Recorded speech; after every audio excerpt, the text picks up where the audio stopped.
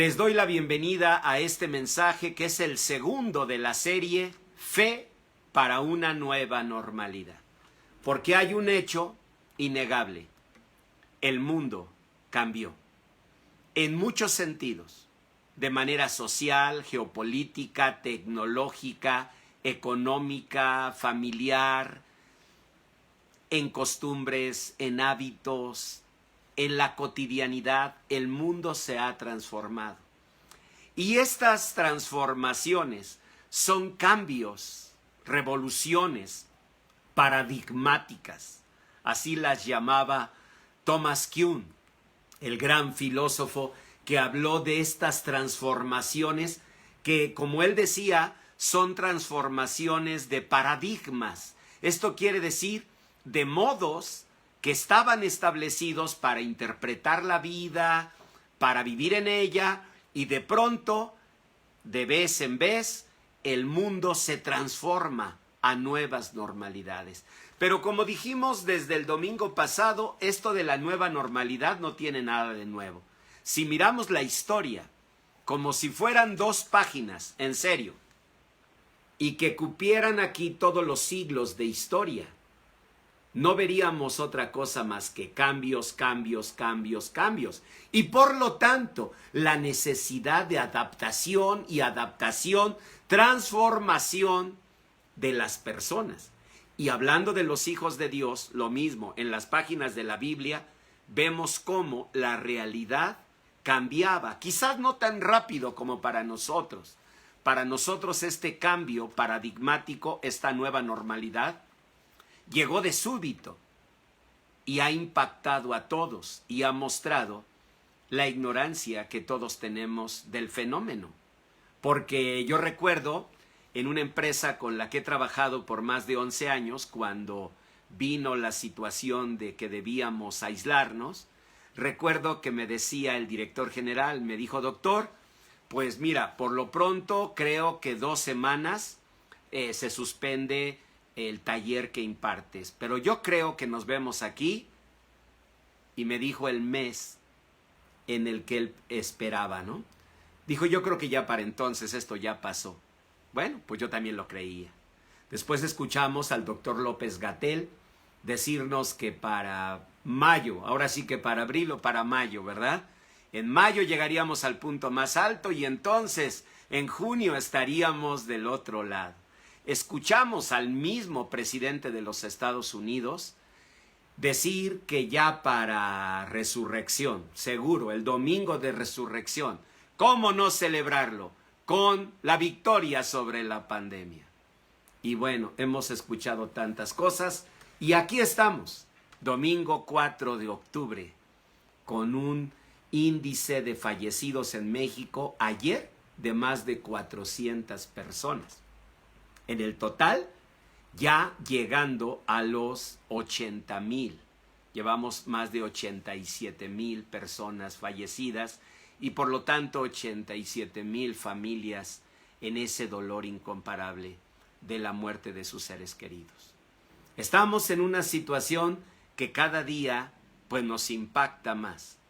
Pero eso no debe quitar la fe y la esperanza que Dios pone en nuestros corazones.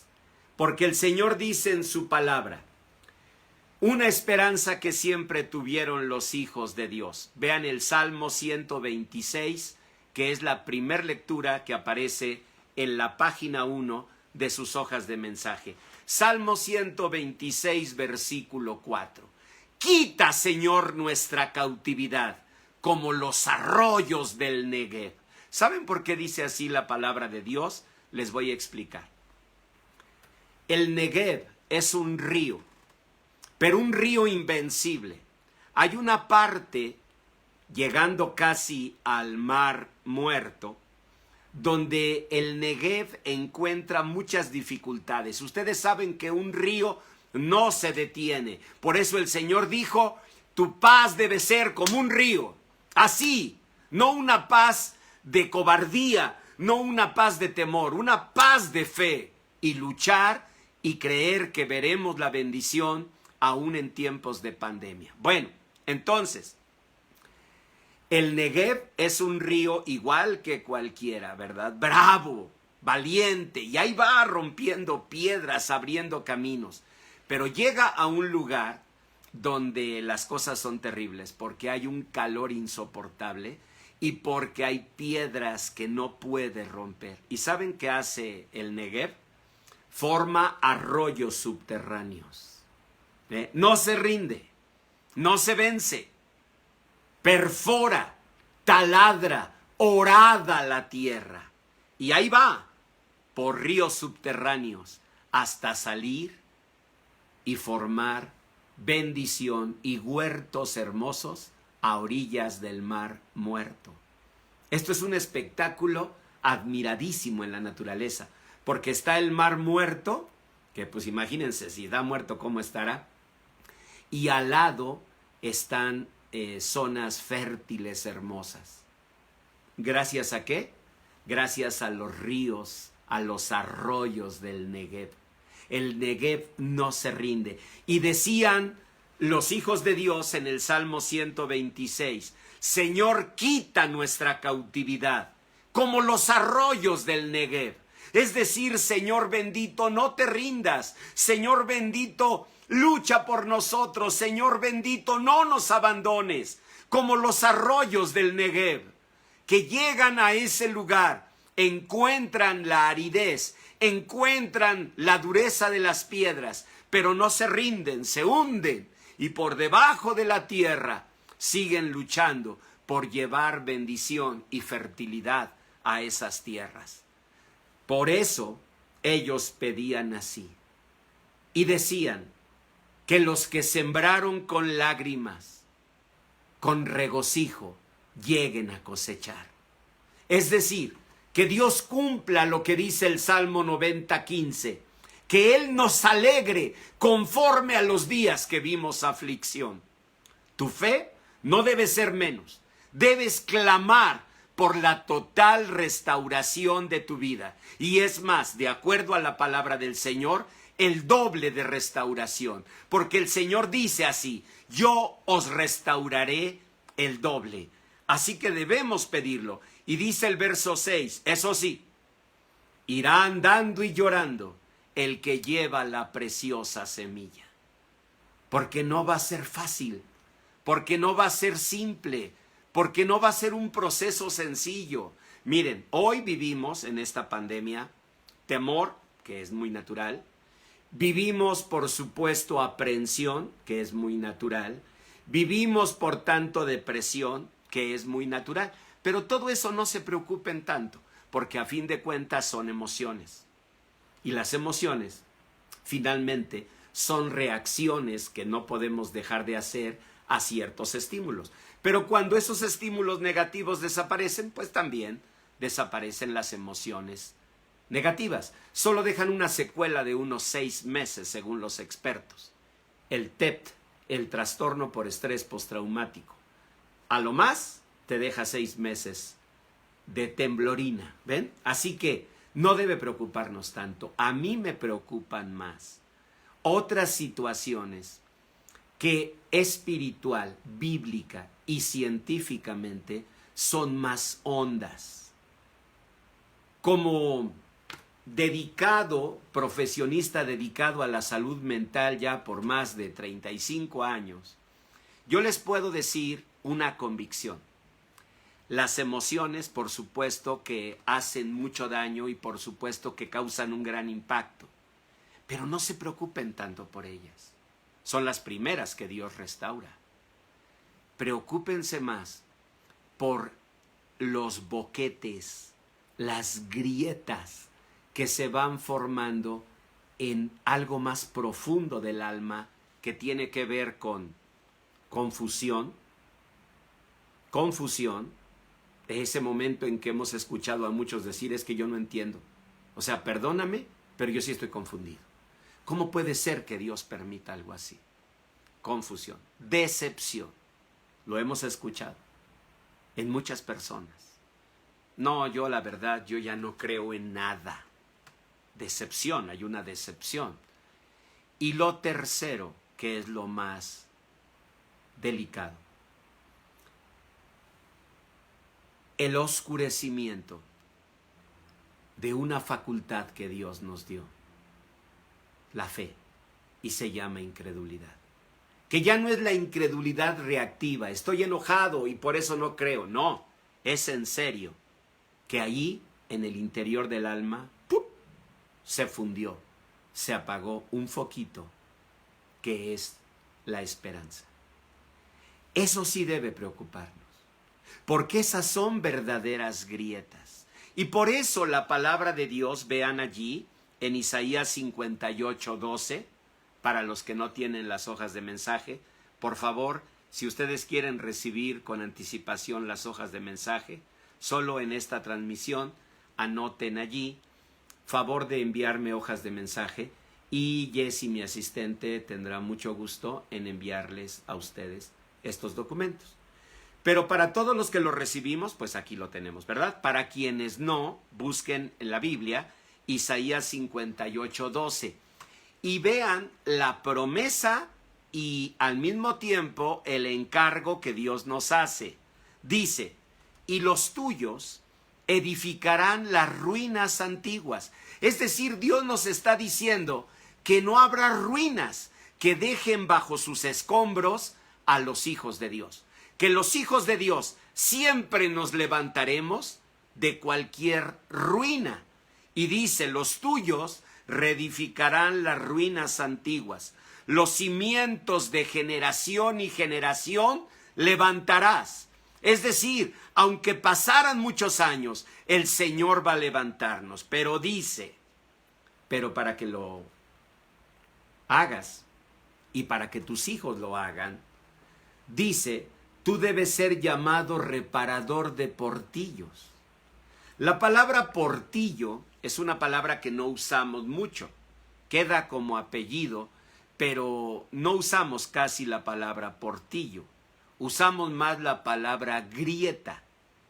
Eso es un portillo. Una grieta en una barda, en un muro, en una muralla. Eso es un portillo. Y Dios dijo que nosotros estamos llamados a ser reparadores de portillos, o sea, reparadores de grietas. ¿Y cuál sería el objetivo? Sigan leyendo. Que llegarás a ser restaurador de calzadas para habitar. Llegarás a ser restaurador de calzadas para habitar. En otras palabras, si nosotros reparamos grietas, vamos a restaurar calzadas para habitar para nuestros hijos. En otras palabras, si queremos ver calzadas, nuevos caminos en esta nueva normalidad para nuestros hijos, que ellos gradúen, que ellos tengan buenos empleos, que crezcan sus negocios, que formen familias con bendición. Si queremos ver todo eso en nuestros hijos, el Señor nos dice hoy, repara las grietas. Y tú dirás, ¿cuáles grietas? Bueno, pues hay que buscarlas. Cuando hay un sismo, y miren que nosotros somos zona sísmica, ¿qué se hace inmediatamente? Inmediatamente se hacen inspecciones de los edificios. ¿Buscando qué? Pues buscando grietas.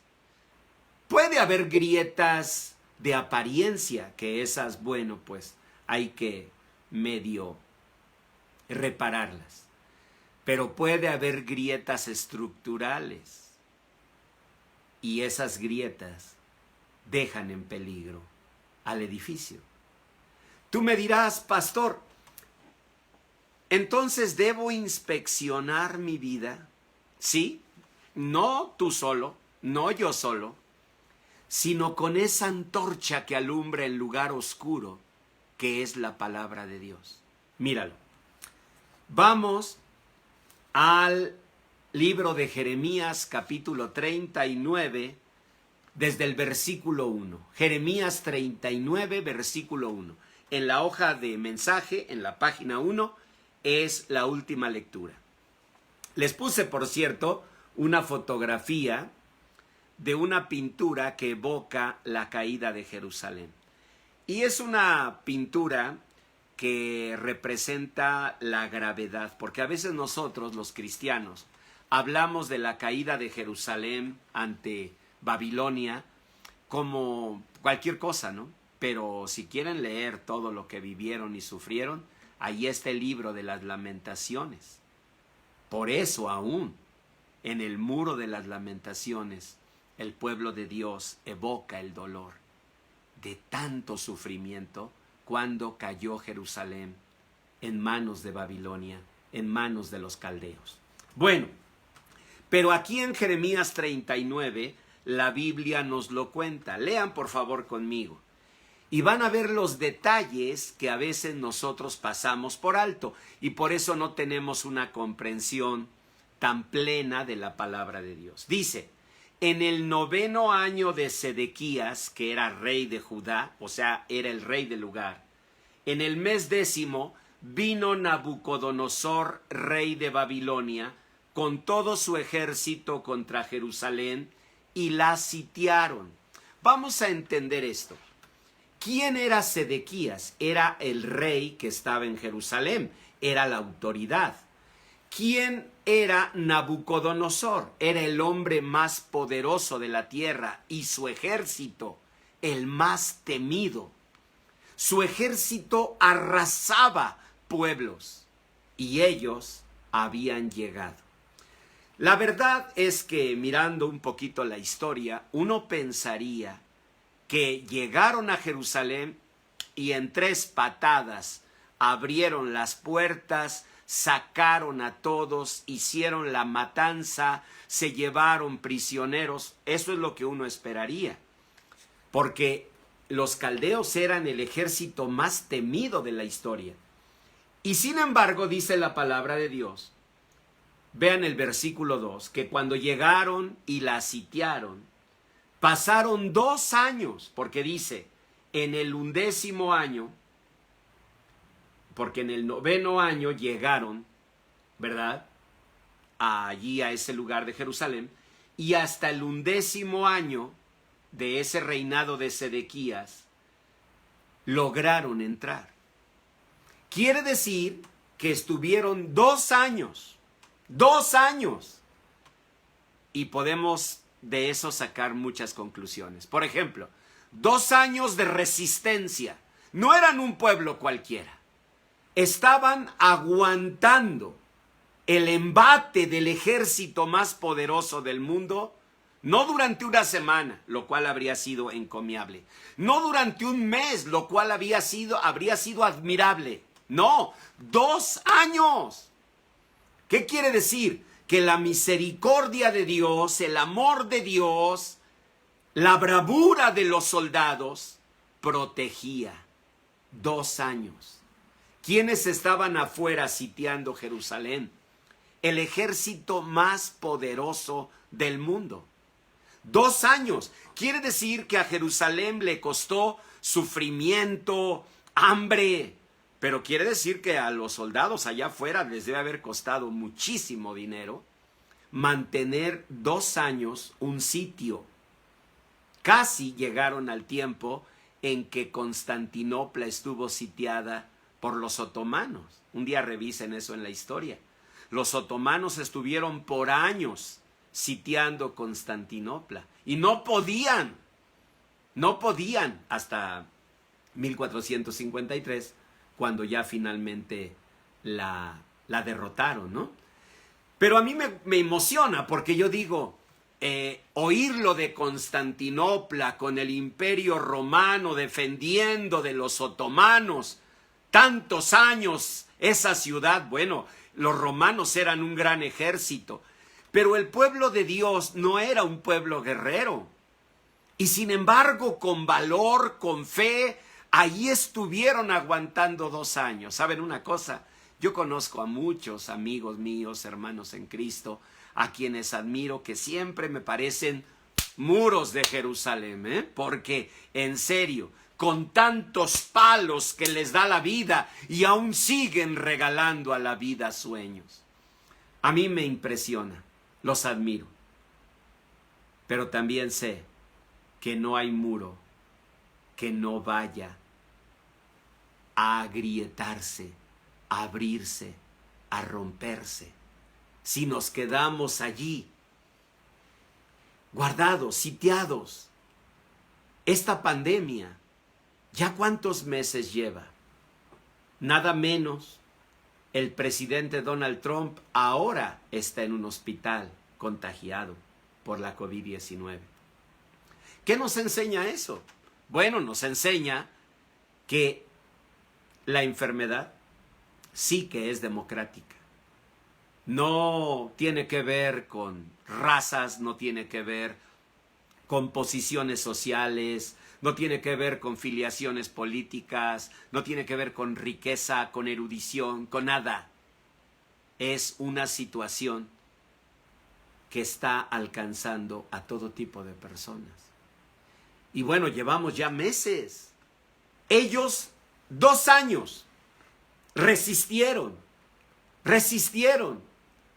Pero la palabra de Dios, ¿qué dice? Léanlo en el verso 2, estamos en Jeremías 39, dice así: y en el 11º año de Sedequías, o sea, 2 años después de haber llegado, a los 9 días del mes, se abrió brecha en el muro de la ciudad. ¿Qué quiere decir? Que 2 años estuvieron aguantando, pero que 2 años estuvieron escuchando ¡pum! ¡Pum! El golpeteo de las catapultas, el golpeteo de las piedras contra los muros.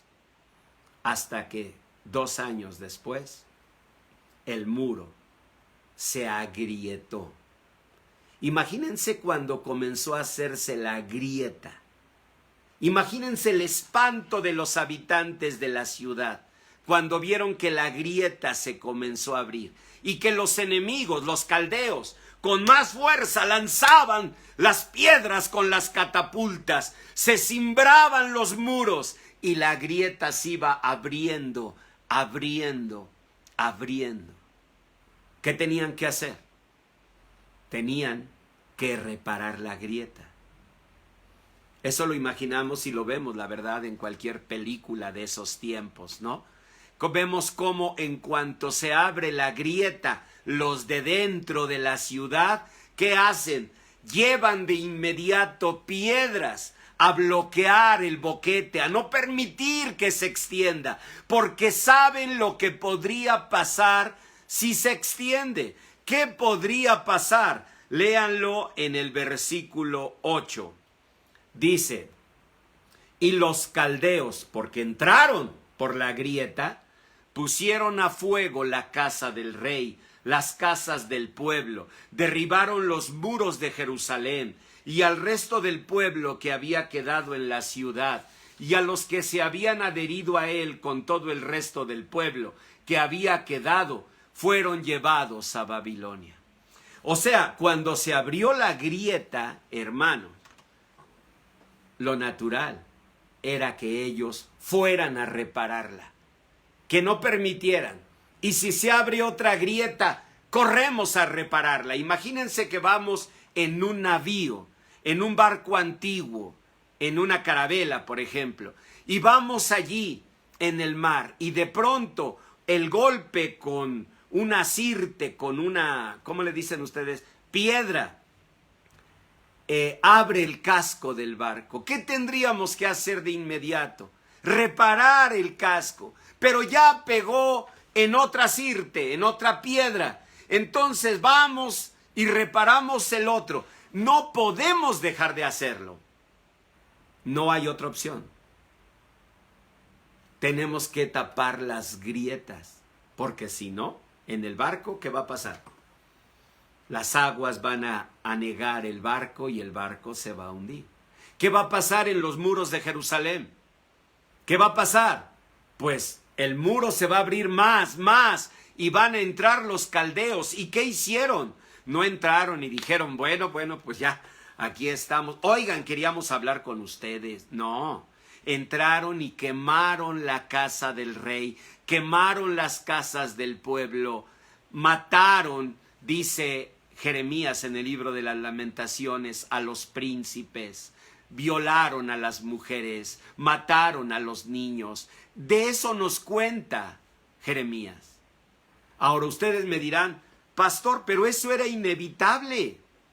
Sí, sí, siempre y cuando no repares el muro. ¿Por qué fue inevitable? Porque no repararon el muro. Léanlo, por favor. Dice en el versículo número 3, dice, y entraron todos los príncipes del rey de Babilonia.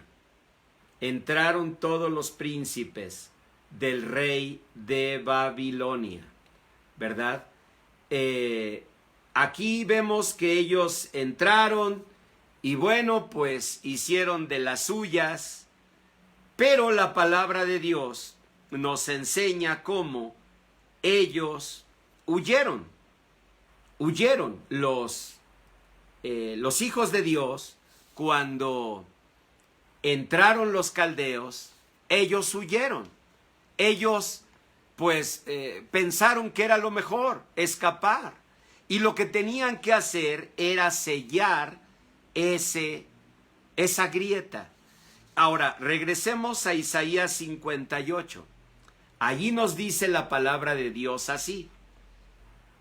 Los tuyos reedificarán las ruinas antiguas, los cimientos de generación en generación. O sea, lo que Dios está diciendo es que nada es imposible para Él. Pero tú tienes que ser reparador de portillos, reparador de grietas. En otras palabras, ¿qué significa? Significa que tú y yo tenemos que, ante Dios, poner nuestro corazón y poner delante de Él toda grieta, todo sentimiento, toda emoción, todo pensamiento, que toda esta calamidad que estamos viviendo nos haya traído.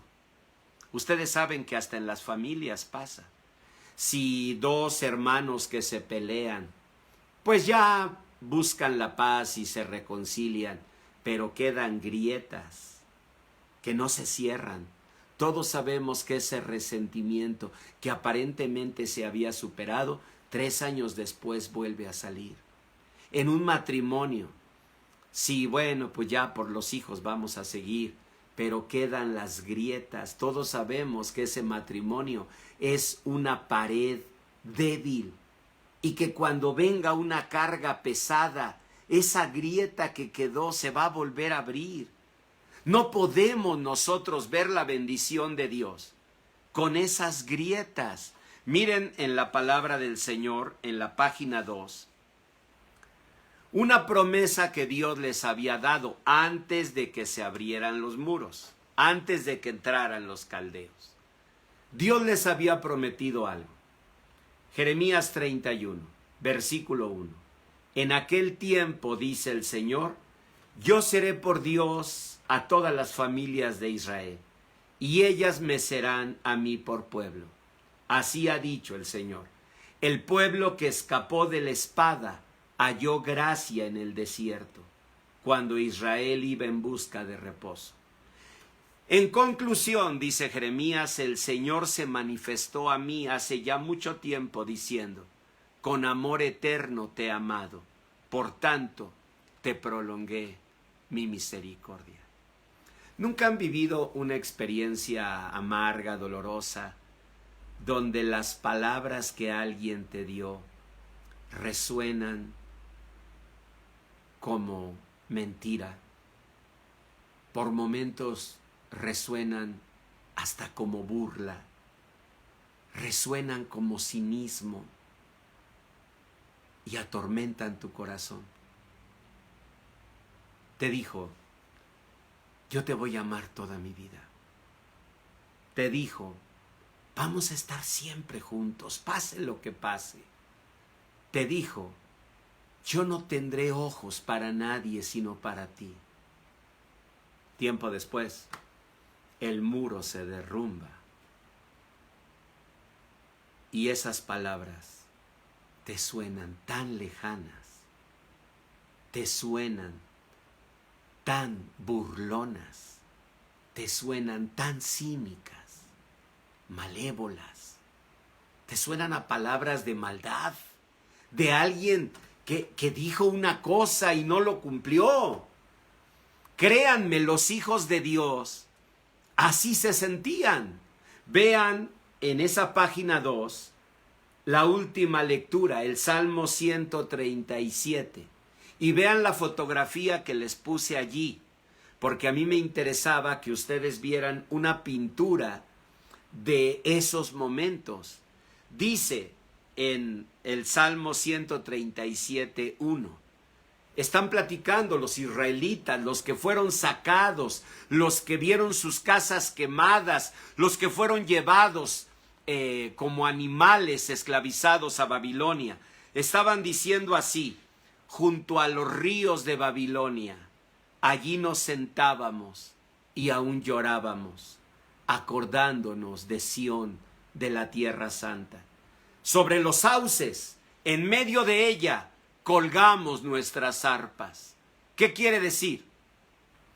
Que estaban decepcionados de Dios.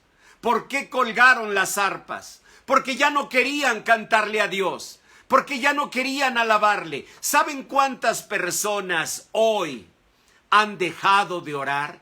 ¿Saben cuántas personas han dejado de abrir la Biblia y buscar promesas de Dios? ¿Saben cuántas personas han abandonado sus pactos, sus compromisos con Dios? ¿Cuántas? Millares. ¿Por qué? Porque la situación que vivimos, como una catapulta golpeando el muro, han hecho grietas en su corazón. Y no estoy juzgando. Yo creo que a cada muro le llega su catapulta. Y que el valor humano, la fortaleza, el conocimiento, es un muro que no va a resistir tanto. Ellos, ¿qué dice que hicieron? Junto a los ríos de Babilonia, que tenían fama de ser preciosos, dice, allí nos sentábamos y aún llorábamos. ¿Por qué dice aún llorábamos? Porque el escritor lo está confesando con cierta pena. La verdad, aún llorábamos acordándonos de Jerusalén. Sobre los sauces, en medio de ella, colgamos nuestras arpas. Como quien cierra la Biblia y dice,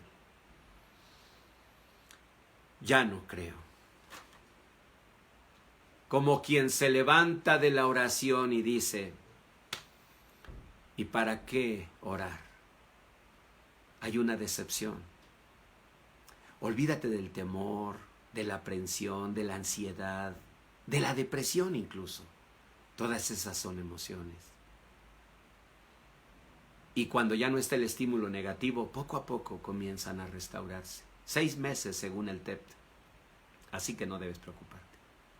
Preocúpate de las grietas profundas que se están haciendo en tu corazón, en el mío, a nivel del pensamiento, a nivel de la comprensión, a nivel de la confianza en Dios. Porque esas grietas van a hacer que colguemos nuestras arpas sobre los sauces. Y dice en el verso 3, y los que nos habían llevado cautivos nos pedían que cantásemos.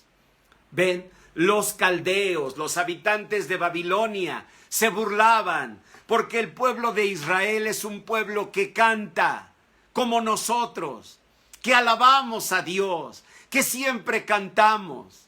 Y entonces ellos les pedían, canten, canten judíos. Y dice, y los que nos habían desolado nos pedían alegría diciendo, cantadnos algunos de los cánticos de Sión. Y dice el verso 4, ¿cómo cantaremos cántico de Dios en tierra de extraños? No eran los extraños. Graben esto, los extraños no eran los habitantes de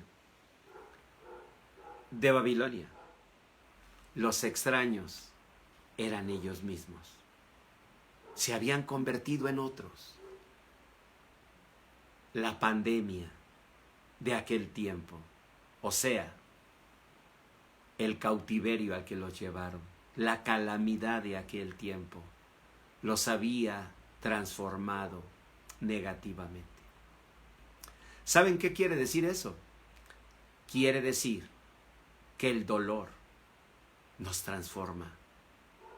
Quiere decir que la aflicción nos transforma, pero nos transforma en algo negativo. Allí estaban ellos llorando, las arpas habían quedado y de pronto el Espíritu Santo enciende en ellos estas palabras. Lean el verso 5 y léanlo con emoción.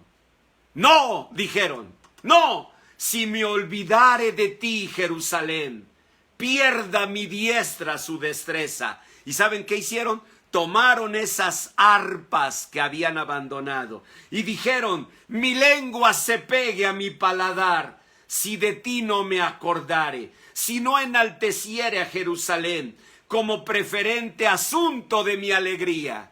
Es decir, ellos se dieron cuenta que si no reparaban esas grietas de dolor, ellos no iban a construir ningún camino nuevo. Hermanos, como familia, debemos revisar qué está produciendo esta pandemia. Debemos revisar qué grietas se están abriendo en los muros de nuestro corazón y correr a taparlos y correr a restaurarlos y clamar a Dios que el Señor restaure esas heridas y que el Señor quite ese dolor, pero que quite también la confusión, que quite la incredulidad. Y entonces, un acto firme, levantarnos de donde estamos llorando, de donde estamos derrotados junto a los ríos de Babilonia, tomar las arpas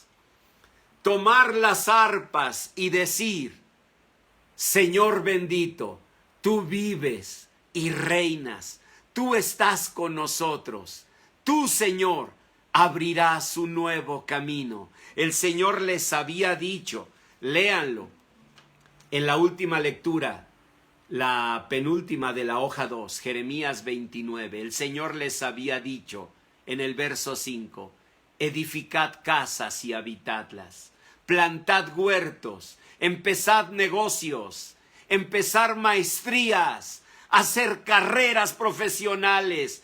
Muchachos, sigan eligiendo carreras, van a ser profesionistas exitosos. Volvamos a abrir el negocio, pongamos nuevamente el anuncio, pongamos nuestras arpas en nuestras manos y alabemos al Señor. Casaos, engendrad hijos e hijas, multiplicaos allí, no os disminuyáis y procurad la paz de esa ciudad, porque en su paz tendréis vosotros vuestra paz. Tomemos nuestras arpas, alabemos al Señor y digamos al Señor con todo nuestro corazón, Señor, voy a ver tu bendición, voy a mirar tu gloria. Debo reparar mis grietas, debo volver a hincarme frente a ti y volver a orar con confianza.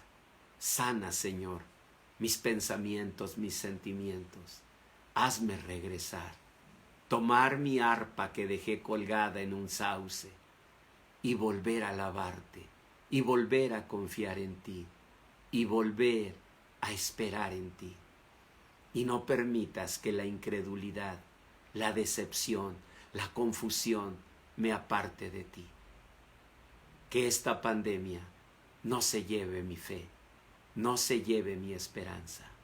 Así oremos. Padre, derrama tu gloria, Señor, y que esta palabra que ha sido predicada con la unción de tu Espíritu Santo restaure grietas, restaure muros y nos levantemos primero en nuestro corazón y en nuestra fe para levantarnos luego en nuestro negocio, para levantarnos luego en nuestros estudios, para levantarnos luego en nuestro trabajo, para levantarnos en esperanza de que nuestros hijos verán días de bendición. Tú nos alegrarás, Señor bendito, conforme a los días que nos afligiste. Salmo 90:15. Señor, tú has sido refugio de generación en generación. Salmo 91. Señor bendito, que tu palabra se cumpla. Nosotros te alabamos y declaramos con fe que miraremos tu gloria y miraremos bendición, caminos nuevos, aún en esta nueva normalidad, porque tú eres el mismo, Señor Jesús, ayer y hoy y por los siglos.